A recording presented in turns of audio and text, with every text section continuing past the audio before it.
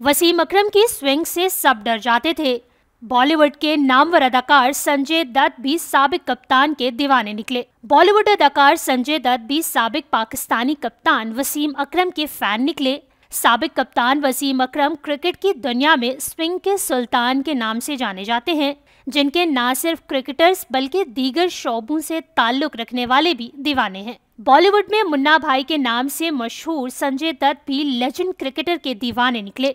Dubai में एक तकरीब के दौरान गुफ्तगू करते हुए संजय दत्त ने वसीम अकरम की तारीफ करते हुए कहा कि मैं वसीम अकरम के साथ यहाँ बुलाए जाने को अपने लिए एजाज समझता हूँ। वो मेरे भाई हैं जिन्हें मैं कई साल से जानता हूँ। उन्होंने कहा कि मैंने अपनी जिंदगी में जो अजीम क्रिकेटर्स देखे, वसीम अकरम उनमें से एक हैं। उन्होंने कहा कि वसीम अकरम की reverse swing, oh my God, सब डर जाते थे।